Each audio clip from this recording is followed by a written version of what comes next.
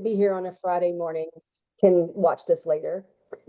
All Tammy, right, so today we have, Michelle, we'll be back to you in a second. Hang on. So today we have a really good presentation. I've heard this presentation before and it's really, really thorough. And we're lucky to have Alex here from our solid waste department to talk us through what exactly can be recycled, what can't be recycled, how to recycle it. And so I'm going to turn it over to Alex for a presentation, and we'll come back and answer any questions. So keep your questions to the end. Thanks. Thank you, Councilor, for that awesome intro, and thank you everyone for being here. I'm Alex Bukowski. I'm with the City of Albuquerque's Solid Waste Management Department. I'm their public information officer, so a lot of what I do is going around and giving presentations like these to folks like yourself that are interested in becoming more sustainable and helping us to create a circular economy here in Albuquerque. What you're going to see today is a presentation that we're actually giving a slightly more kid-friendly version to a class of fifth graders at Manzano Mesa. We teach over 5,000 students in APS schools every year through class visits and field trips to our facility, just about how to be environmental stewards. So I'll get into it, and we're going to start with just an overview of our operations.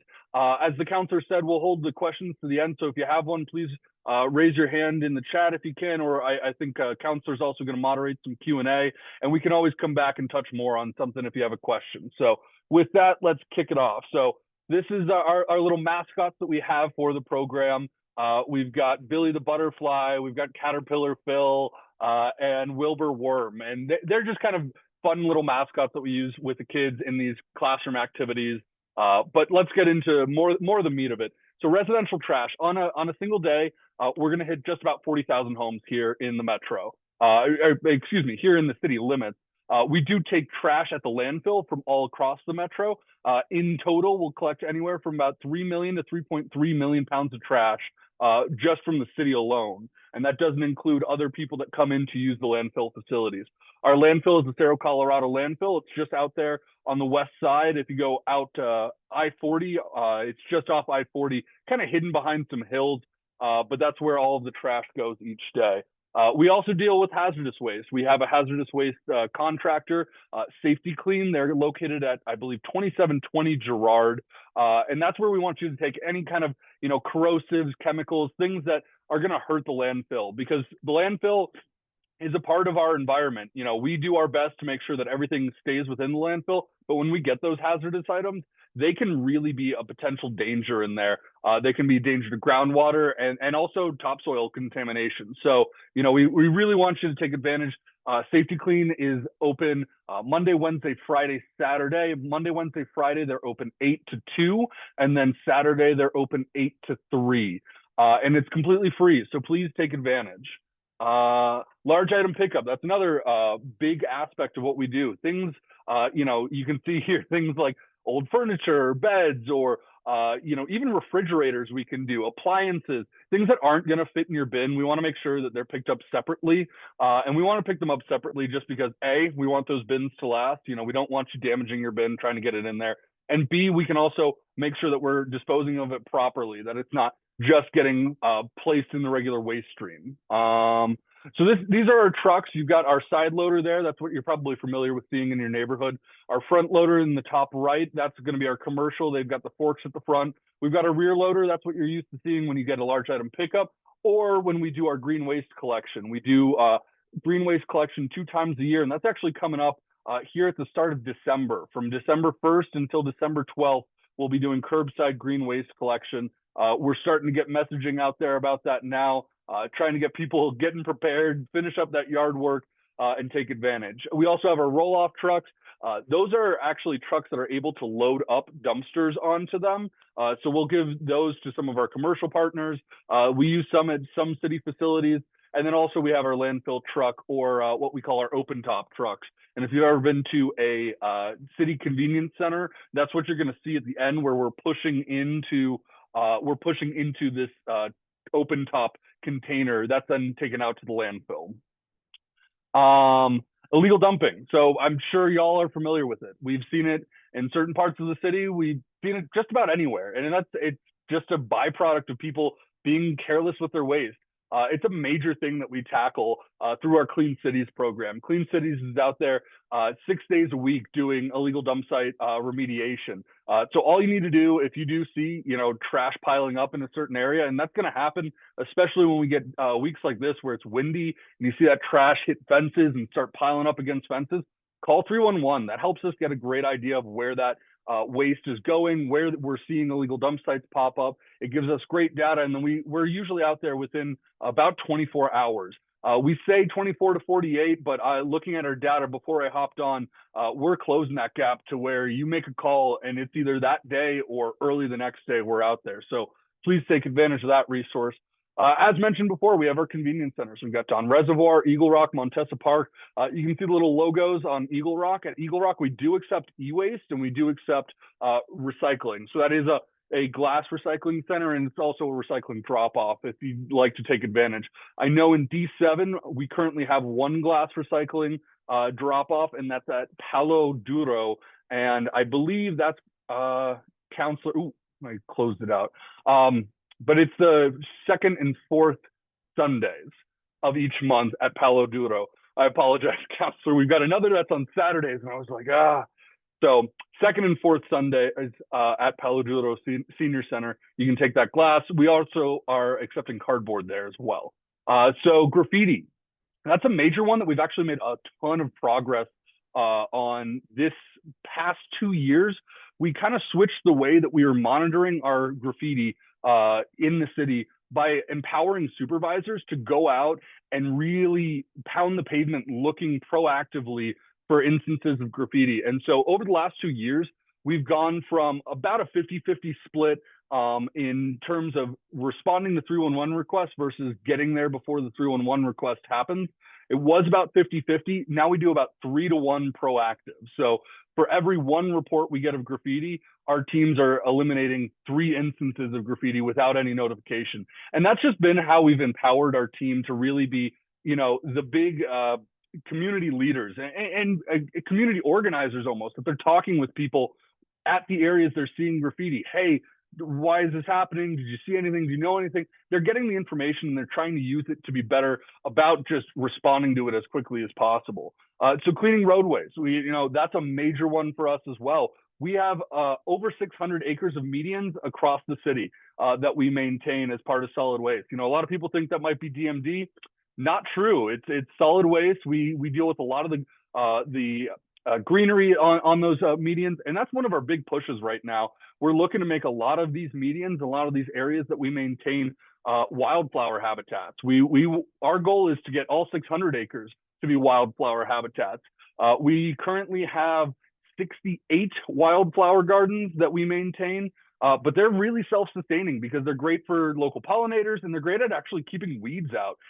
Because they grow so healthily, they kind of choke out the weeds in the area. So wildflowers on our roadways, awesome. As I said, roadways as well. If you do see litter or trash, that's another one. We encourage you to step up, call 311, let us know about it. Helps us get that data, helps us understand where it's coming from. And then additionally, we also offer our Adopt a Median program. It's available through our website. You can also call us and say, hey, I'd love to adopt this median. Right now, we're looking at about 60 medians that we have adopted. We'd love every median that we have to be adopted. It's a great thing when we get people to buy into our message of it takes everybody. It takes everybody to focus on this issue to really make a difference. So recycling. This was the big topic at the beginning, and this is always a big topic for anyone that hears this presentation. So recycling is a major part of our waste stream. We want to be a more circular economy, and in doing so, we need to really emphasize the importance of recycling. So in the city of Albuquerque, our main recycling materials that we receive the most of: paper and cardboard, plastics 1 through 7. Some cities that's a little bit of a question as to, do they take this number? Do they not? 1 through 7 we actually take, and I can get more into that in the Q&A because I'm sure there'll be some questions about that. But we also take metals like aluminum cans, and then even small appliances can be part of this. And small appliances are great because what they'll actually do is in that first sorting that they do at our facility, they'll put it aside and they can actually break it down to its components so that the small appliance is recyclable. The only thing we do ask with that is that the power cord is cut from it. We just don't want anything loose that might pull things off the conveyor belt that they sort with. Some of the most common misconceptions when it comes to recycling, people always try to recycle pizza boxes. It drives us absolutely insane because Domino's puts on their pizza box, this box is recyclable. No, it's not. It's not because it's been contaminated with that grease. And that grease lowers the quality of the product where we actually have to go and then throw it out. And so anything that comes to our recycling facility that's a don't, that we can't recycle, just goes into a pile where it then has to be moved out to the landfill. And that's just creating more emissions, and it's actually costlier. Whenever somebody says, well, why should I recycle? And I can't sell them on the, hey, we need to be a sustainable circular economy. I always go to the pocketbook argument of it costs money if you throw your non-recyclables in your recycling bin. Don't do it. It's just costing you money. It's costing the city money. One of the questions I actually got in a presentation I did recently was, why is styrofoam not recyclable? So it's an excellent question, and it really boils down to there's not a market for it. So basically, remanufacturers don't want to take it. So at the moment, we don't. And then glass, I always get the question of, why can't glass go in my recycling bin? And it's really a matter of safety. With the infrastructure that we currently have at our Barco facility, we have our first 2 of the 3 levels are manual sorting.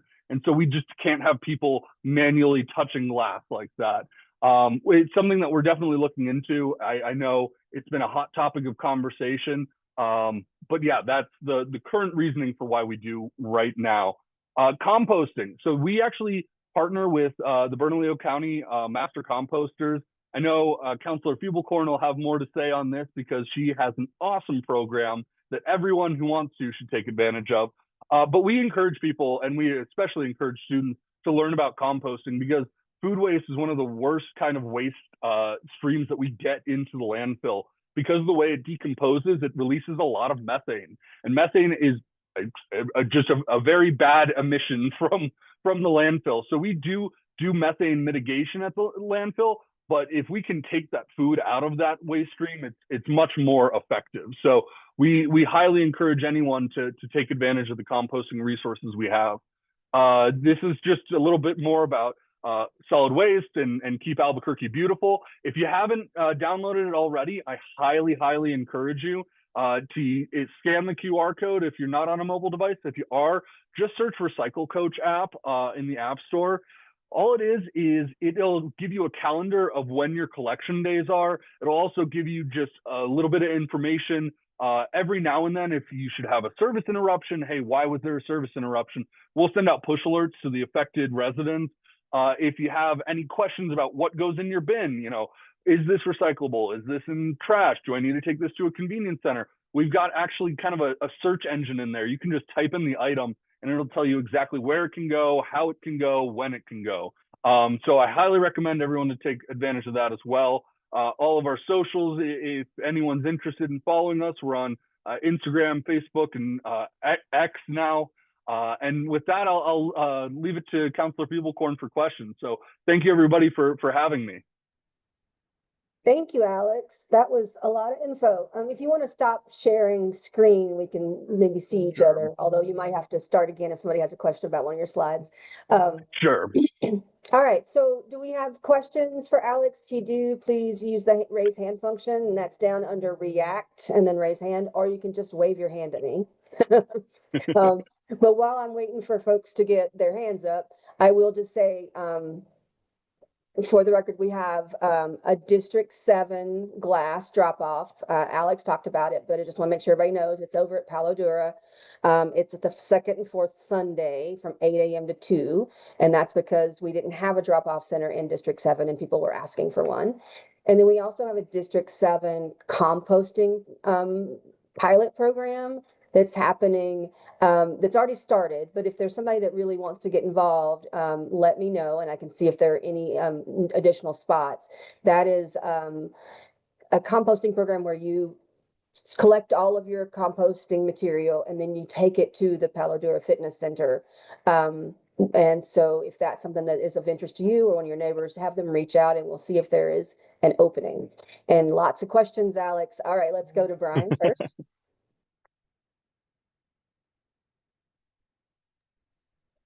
My question was about multifamily housing recycling. So I know recycling blue bins are optional for communities of less than 20 units. I heard. Is that still the rule? Yeah, that's true. I used to live in an apartment complex of 18 units, so we debated whether it was a townhome complex, so we voted not to do the blue bins. And I had heard this years ago that there wasn't really capacity to add more apartment complexes to multifamily. Has that changed? Is solid waste taking on more small multifamily communities of less than 20? So we offer to anybody that wants it. So it is available all the time to anybody that wants it, any commercial entity and any apartment housing or townhome housing like you're talking about. They're always welcome to enroll. I don't know of any cap. I can find out more, but again, as of today, we are always looking for more clients, especially in that commercial space. Thanks, Alex. Let me just clarify. So if you are in a small multifamily unit, you have to request a recycling bin. So it's any community that has less than 20 units in it is granted the option to choose whether or not they want to have recycling at their facility. If they opt out of it and choose not to, the only way to recycle for that resident would be to go to a recycling drop-off center. Wow. Okay. Thank you. So like all the fourplexes, all the duplexes, they don't have to have a blue bin, and most of them don't. It's been my experience because it's an extra fee. So all of our for-profit Section 8 landlords that have those types of things, they don't want to pay the extra fee, so they don't opt into it. It's one of the exemptions in the solid waste ordinance. Wow, that's very interesting and a little upsetting. Thank you. All right, let's move on to Alex. Yeah, I have a question on it said aluminum cans, but it didn't say like your regular food can. Can that go in? Excellent question. So that was just a brief list of what's included. Food cans, definitely. With food cans, though, we do have two major things that we want you to do. And number one is make sure you rinse that can, because all of that food residue that stays in there, whatever's left over, that just adds to contamination, lowers the quality, and lowers the ability for our remanufacturers that we sell to actually go and recycle it fully. The more contamination you get, the less recyclable it is. It can likely end up at a place where it's called downcycling, where it has to be recycled into a less versatile material. The other thing that we ask you to do is just remove the label if you can. Some are hard to remove, some are easy. I'm thinking of like a Cheerios can. You could quick peel off the label. If some are a little harder to remove, we understand, and we'll still take that. It's just going to lower it a little bit. So we ask that you do your best with the labels. All right, Jeff. Thank you. So I know that glass is one of the most easily recycled substances. Why is it the most difficult to get recycled in the city of Albuquerque? Is there a plan to work with Barco to provide more mechanical separation to alleviate that safety concern, but also to increase the recyclability of the easiest to recycle material? No, that's an excellent question. And it's actually something that's come up in the last 2 years. I don't have an update as to where it is right now, but I can say I do know that negotiations have been ongoing for a new, what we call material recovery facility, what Barco is. And if we were to get that, that would increase our capabilities with modern infrastructure, even some AI incorporation, things that allow us to more easily handle that material. To your point, yes, the only bar that we have for glass right now is just that it's unsafe for these workers to be manually touching it first. I do know in more modern facilities, they have the ability, as you said, to introduce mechanical at the front end to prevent that safety concern. And that's something that we're looking for as we look at a new contract for a material recovery facility. As I said, I don't know where those negotiations are. I do know that we accepted an RFP from Waste Management. As I said, at this moment, they're still in contract negotiations. Interesting. Okay, Alex. Yeah. Let's talk about cardboard. So I got a box. It comes in. How much effort do I have to put in breaking it down? Do I need to rip off all the tape and everything? flatten it? What is the best way to handle that? Yeah, it's a great question. So ideally, like, we would love for you to get as much of the non-cardboard off of it before you're putting it in your bin. But really our goal right now is to just get people to put the cardboard in their bin.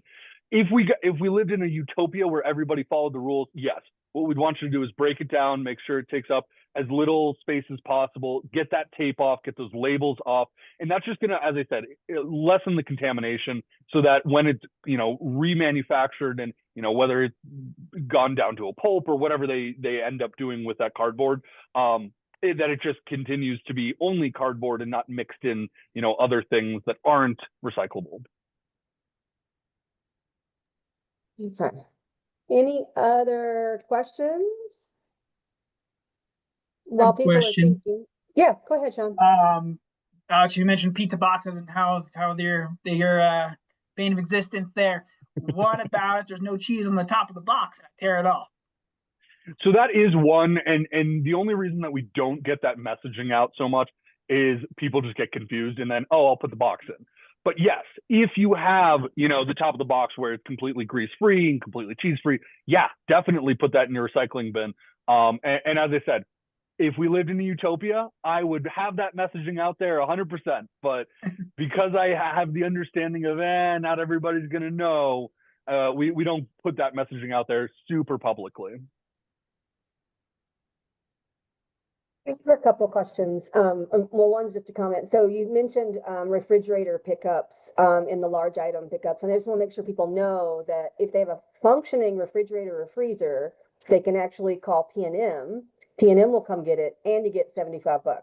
So don't just put a functioning freezer or refrigerator out for a large item pickup. Recycle it through P&M and get a credit on your next bill. And then my question was, Alex, we've just had a lot of complaints lately about being able to report large item pickups for through 311.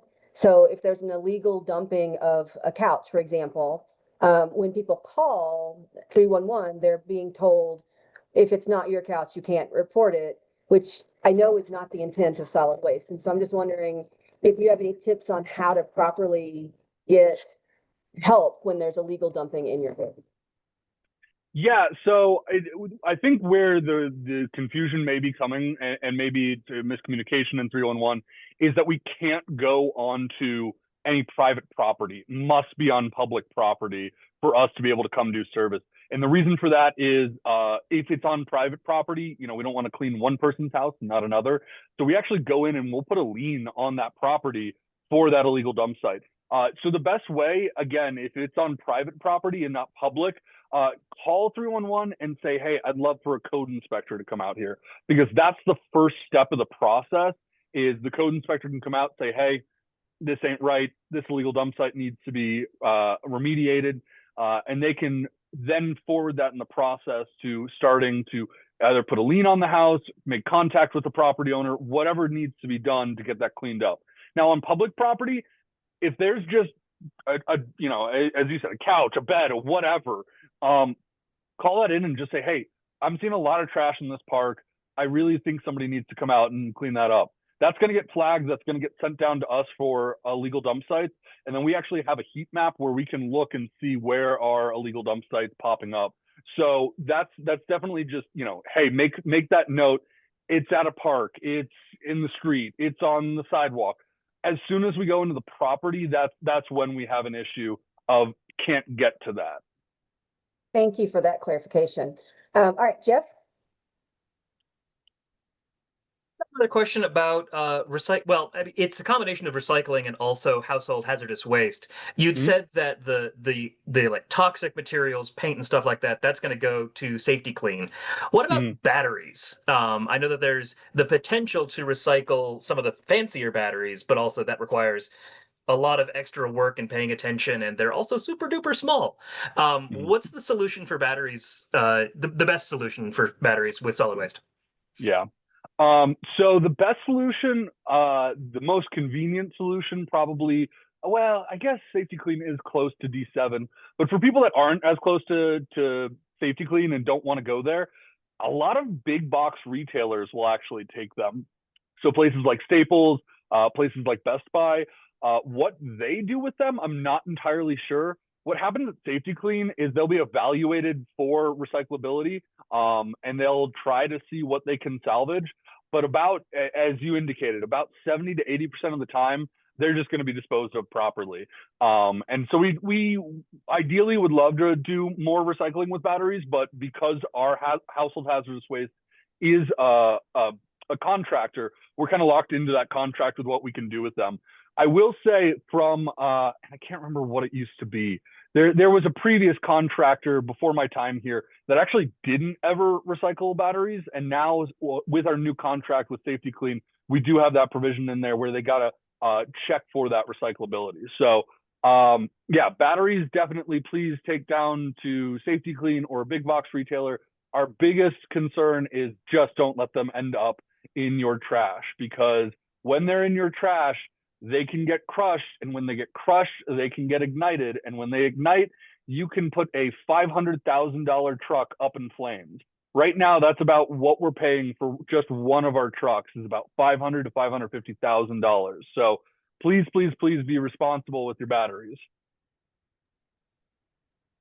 Good reminder. Thank you. All right, any other questions? John, is there anything in the chat that we should bring out? Nope, there's some comments, just letting know that Total Line will recycle corks. Oh. And then unfortunately, the foam recycler here in town is closed. Yeah. And then just reminders about the glass recycling. Okay. Yeah, my understanding is that there's nowhere to recycle styrofoam in our region right now, in the middle of the state. Is that true, Alex? I don't think there's anywhere. So yeah, it's really been an odd thing. So I believe it was about 2018, China passed a law that limited the amount of trash and recycling that could come to their nation. And when they did, it sparked a new market in the US where everybody was trying to be a remanufacturer. Suddenly there was a market for this, that you could do it at a competitive price. And so like some styrofoam recyclers came up, and like everybody was trying to recycle everything. And now like that we're kind of almost a decade in, I guess we're 7 years in, we're starting to see the market kind of settle itself, and there's just not a market for styrofoam. It's just too costly to do it effectively. So nobody in our region is doing it. I don't know if that's entirely true on the East Coast, but I know, again, we try not to ship any of our recycling to a remanufacturer outside of Arizona, Colorado, and Texas. Those are our big three, because we just don't want the emissions to cancel out the good we're doing with the recycling. Yeah, great, great. Any other questions, comments? Yeah, Brian. Oh, just a question. Could you tell us more about the green waste program? I know like in December, there's special things and something in the spring. Is there a year-round option where when we're pruning our trees at the Housing Authority, we can just tell our maintenance trucks to go take the tree trimmings over here in like the middle of the summer or anything? So there is not currently. There's not a service, a free service that you can use to get that picked up. However, you did mention it, yeah, coming up the first 2 weeks in December, and then we do 2 weeks in the spring. And really what it boils down to, again, is cost-benefit analysis on what's actually more sustainable. Is it more sustainable to go out and do all those pickups? We'd have to dedicate a separate truck, and so you're actually creating more emissions by having that separate truck out there. So it just doesn't make sense to offer it every single day. However, if you're willing to pay, you can do a special pickup. That special pickup will be, moved to the landfill, where it's then chipped, and we actually use it for cover at the landfill. We do that with a lot of the green waste that we get from our convenience centers. So if you're able to take it to a convenience center, we actually do reuse that. It's super important to keep the landfill covered. When it rains, you'll see these gullies just form and expose that, that waste underneath. And that can be awful. That's basically a vent for the landfill, just spewing out methane. So we're constantly looking at how do we keep this covered properly.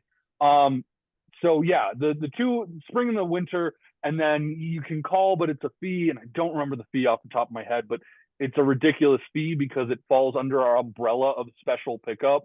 And then, yeah, those are the two. The one I don't want to mention because I just don't know enough about it is Soilutions is looking to do some of that.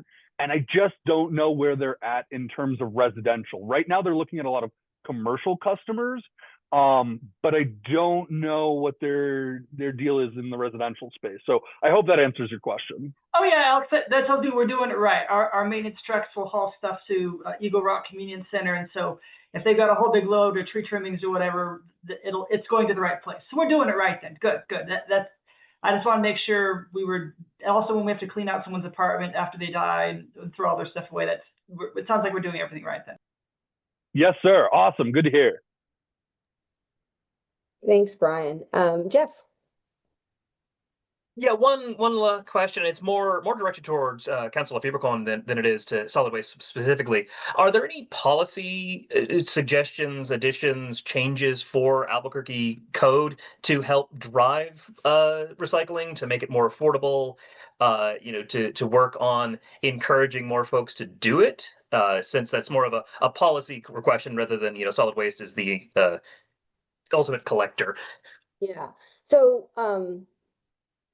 we just redid the contract with for recycling and trash pickup, and in that, I think that there are some improvements that we might see. Solid waste is and I'm going to forget what the phrasing is, but solid waste is a department that pays for itself. Enterprise fund. Thank you, an enterprise fund.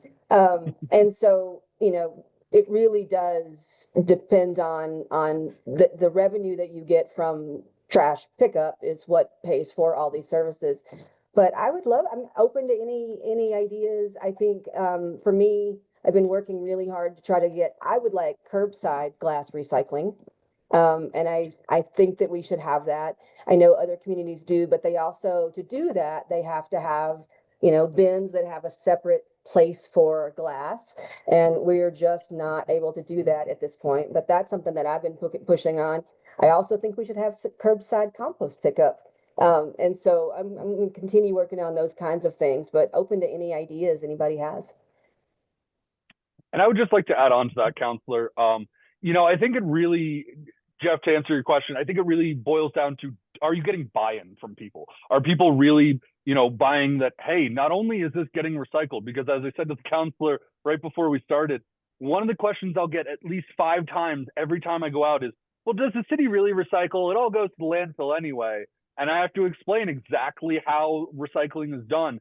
And so the way that we're trying to approach it, at least just from an operations standpoint, is we're going after a lot of grants from the state and the federal government to allow us to do more education for people, get messaging out there, and just go get in rooms with people. As I said when I started the presentation, right now we're giving a presentation to a classroom full of kids.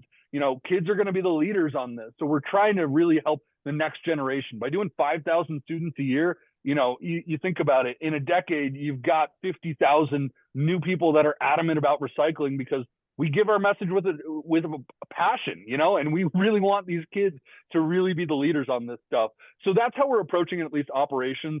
Policy, again, I think the Councilor covered it beautifully. And as she said, she's already testing things with the pilot compost program. So like there are definitely things in the mix, but we're trying to maximize just getting that buy-in from people.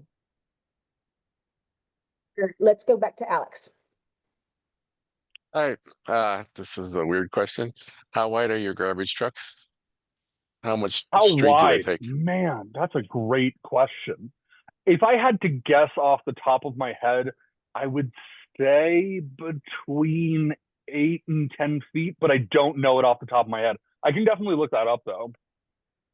Is it, I'm more interested in the amount of road space they take up. Like, can they get by in a 10-foot lane?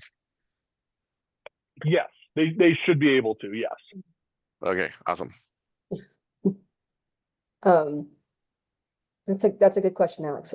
Alex always has the hardest question to answer because it's not something you had thought of before. Every presentation I get something new.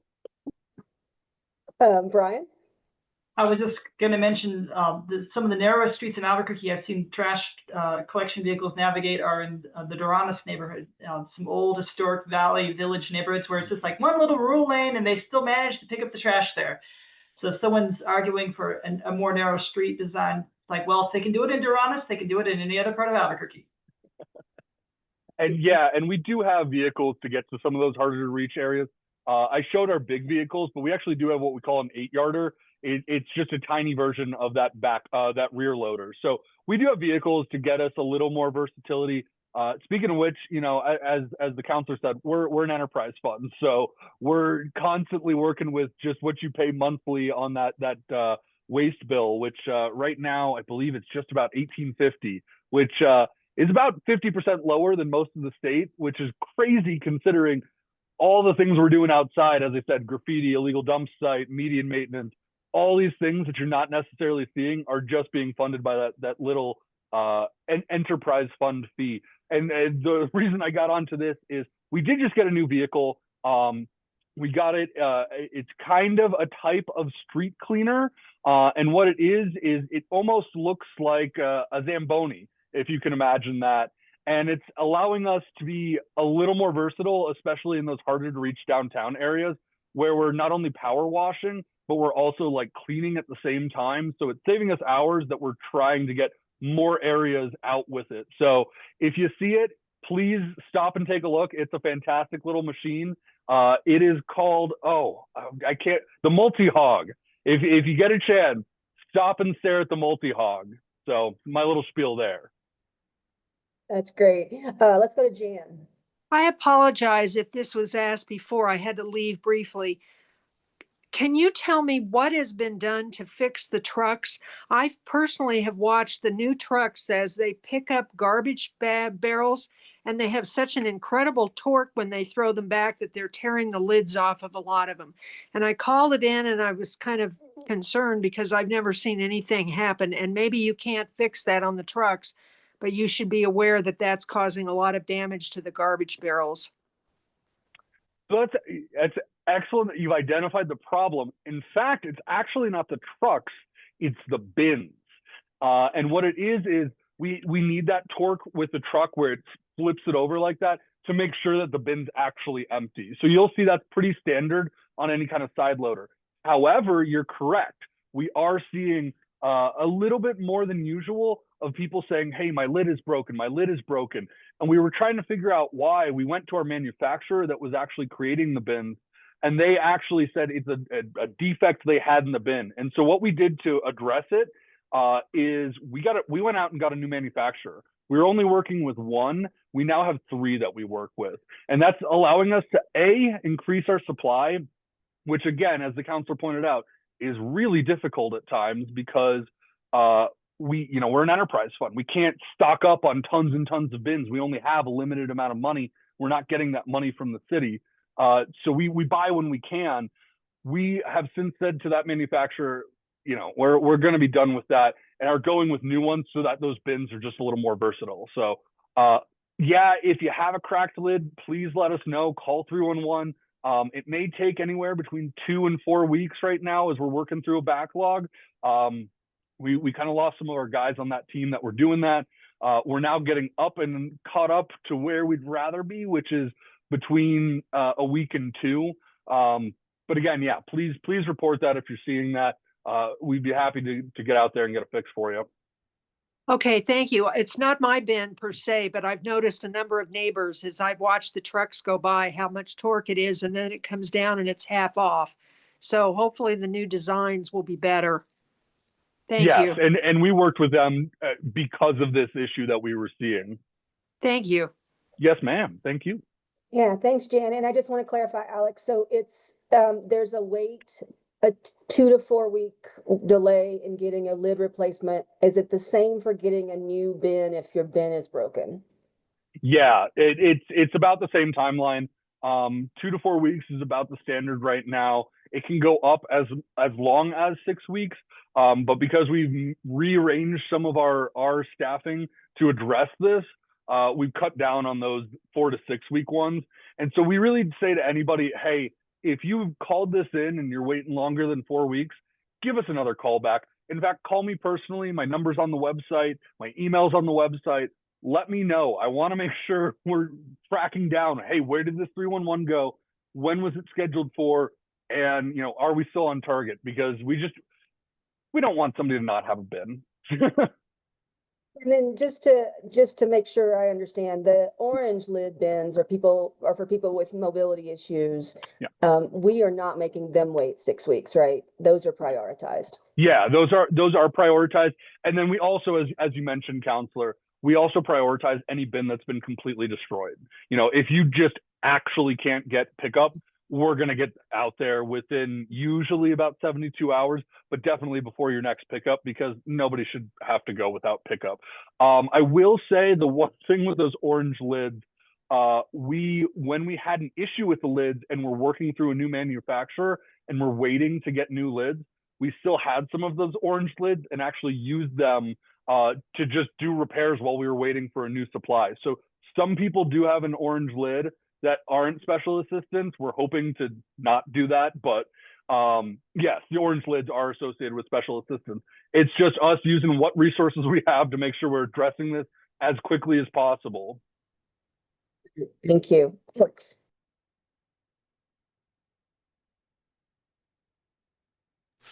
Alex, you're on mute. Sorry, my ears perked up when you talked about your Zamboni. Is this, can you use this in bike lanes? Yes, yes, we can. In fact, I'm sorry, continue. Like protected bike lanes specifically, because that's one thing that our Vision Zero director was talking about as a reason why we couldn't have protected bike lanes. So this one, yeah, this one is a little more versatile. I'm trying to think of, I don't see why it wouldn't, because it's narrow enough that it can. I don't know if we've tried it out yet, but it absolutely in theory should. If you'd like to get a look at what it looks like, if you go onto the mayor's Facebook, I think he just posted a video of it. I don't have a video readily available, but I'd be happy to send you a video if you'd like as well. I can email that or share a link, and you can get an idea of how big it is. Okay, and then if we needed to request that kind of service, how would we do 311 for that as well? A street cleaning service? Yeah, just specifically for the bike lanes. Yeah, I would report that through 311. And if you have any issues with that, just make sure they get you a CRM number. Let me know about it, and I can talk to my team directly. It should work. I don't see why it wouldn't. But if it doesn't for some reason, I want to know exactly why and get you the information. Thank you very much. Yes, sir. Thank you. We do have one question that came in the chat, like a little bit more information about what the residential Clean Cities program covers. So our Clean Cities program mostly targets any sort of public area, and especially medians and those sidewalks and right of ways are where Clean Cities is mostly focused. You'll see a lot of construction on new medians. That's actually us here in Solid Waste going out and doing that. We put in some new ones on Coors, Lomas as well. And really what those new medians are actually doing as well is better water management. You're going to see they were just concrete slabs, and we're now putting in stones so that we can let that water drain through rather than run off. So it's better runoff management, and it also is just more aesthetically pleasing. So we do a lot of medians. And then Clean Cities, as I said, they're the #1 on illegal dump sites. They're the #1 on our wildflower gardens. They are pretty versatile. If I didn't touch on anything specific, let me know, but basically anything that doesn't involve collections is collections, or your cart and bin is going to be under their umbrella, and they do a fantastic job with what they get, what little they get each year to do those ancillary activities that aren't, necessarily what we charge for.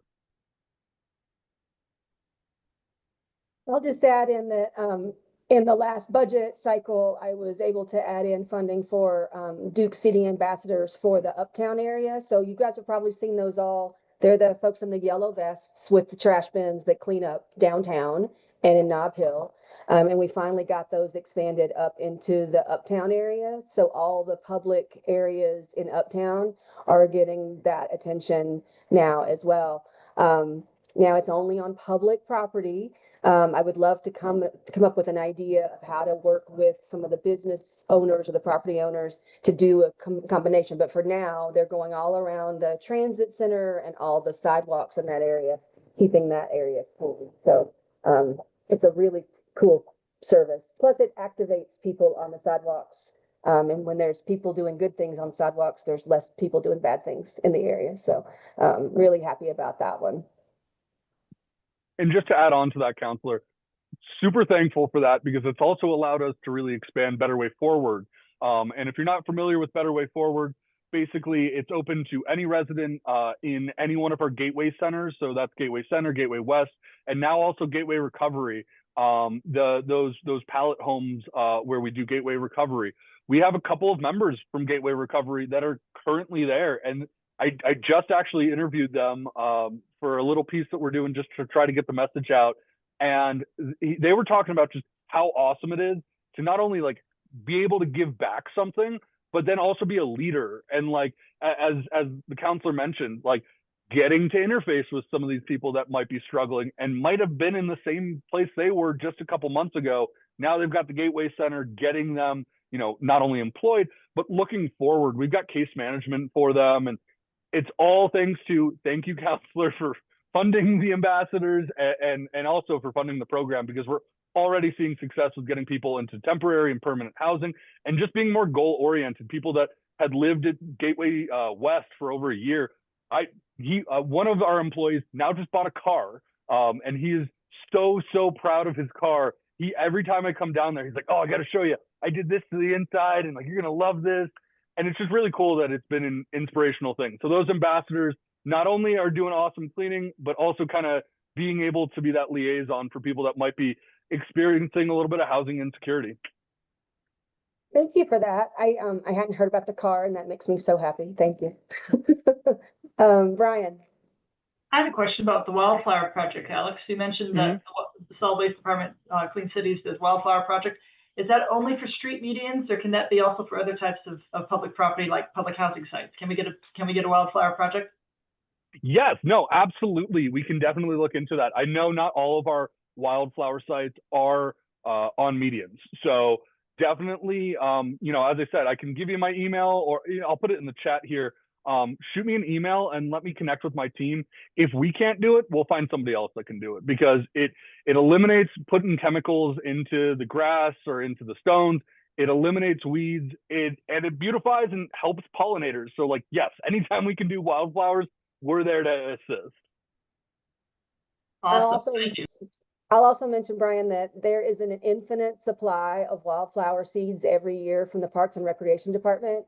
So if anybody wants to do wildflower gardens in their private property, or, you know, if the residents wanted to start one, we can get you all the seeds you would ever need. They literally are just like, please take more seeds. And they germinate, you know, without really much work at all. So it's really cool. And we have a policy here in District 7 that anytime we're touching a median or a park, we are installing pollinator habitat, no matter what else we're doing. So very exciting. Okay, we have 5 minutes left. Anybody else have any other questions or comments? All right. Oh, Alex, go ahead. Sorry. First, I want to thank Alex for coming. It was a great discussion. But also, Counselor, I have concern. I want to thank you for getting the bicycle stuff through the City Council. I really appreciate that as well. I would like to couple that with a rewriting of some of the complete streets stuff, and I'm hoping I can work with you with that in the future. So sure. So well, let me come back to that. Is there anything else for Alex while we have him? Okay. First, let me just say thank you, Alex. We really appreciate you giving us your time and sharing all this info. I learned more. Every time I hear you, I learn more. And we just appreciate your willingness to do that important work, but also tell us about it. So we will say thank you to you, and you're welcome to stay around, but you can also sign off. And now I will go back to Alex Applegate's question about Complete Streets. Folks probably know that we updated the Complete Streets ordinance about a year and a half ago to include green stormwater infrastructure. It was a really important update, and you heard Alex mentioning it a little bit on medians, where we're starting to do green stormwater infrastructure in medians, so that we keep water where it lands and it filtrates back, and we get it back to the groundwater. So that was the last update to Complete Streets. And so I am open to other changes to Complete Streets. And I think this is Alex depending Bukowski, with the City of Albuquerque Solid Waste Management Department. Oh, Alex, whoop, there you go. And so a lot of what can be accomplished on that front will depend on upcoming results of elections, but always happy to try to move that forward. Any other questions? We've got 3 minutes left. We never leave early. Yeah, Brian. I've got an announcement of good news. Albuquerque Okay. Housing Authority today on November 7th, 2025, opened up our waiting list for 2 brand new buildings. We have 2 brand new waiting lists. No one's in line yet until they applied this morning. People can visit our website, abqha.org, abqha.org, and I'll share that in the chat with everybody here. We are taking applications now for the Farleyto Senior property, which is on East Central, just east of Eubank, brand new building that's opening soon. Features 1 and 2 bedroom units. Someone in the household needs to be 55 plus to be eligible to live at Farleyto Senior. And also, we're taking applications now for our project-based vouchers to live at the Route 66 Flats building on West Central near Unser. And so if you know someone that's struggling with paying rent or having an affordable place to live, they're invited to apply to our webpage, abqha.org. There is 0 application fee. The Route 66 Flats properties, all 1-bedroom units, comes fully furnished. Eligibility for the project-based vouchers at that location is that you meet HUD's definition, the U.S. Department of Housing and Urban Development Department's definition of homelessness. That site is being developed in partnership with Albuquerque Healthcare for the Homeless and features healthcare on site. And both of these locations are right along the Albuquerque Rapid Transit line. So if you don't drive or you can't afford a car, no problem. Get in our free public transit system. And that's how we want to empower people in our community with affordable housing and self-sufficiency opportunities at Albuquerque Housing Authority. And thank you to all the voters that supported the Workforce Housing Trust Fund bonds that passed in the municipal election this week.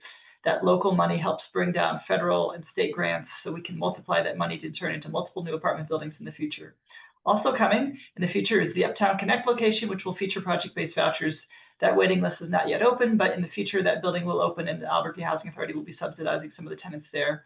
All 3 of these locations, the range is 30% of your household income. So if you're just getting by on Social Security, please apply to us. Good luck. Thanks, Brian. I want to just follow up on the Uptown Connect. That is an incredibly important project. It's right in the middle of District 7. We have still a small financing gap, and we will be asking for funds from the state legislature. So please watch the District 7 newsletter when we get the LCS number. During the legislative session, we will ask you all to please call your legislators and ask them to fund that incredibly important missing housing opportunity. And so just watch for that and help us get additional funds so that we can get that thing going. It's been in planning for a very long time, and we really need those over 200 affordable housing units. So, all right. It is 11 o'clock. We will close for this week or this month. Look for your District 7 newsletter in 2 weeks, and we'll see you back here in December. Thanks, everybody.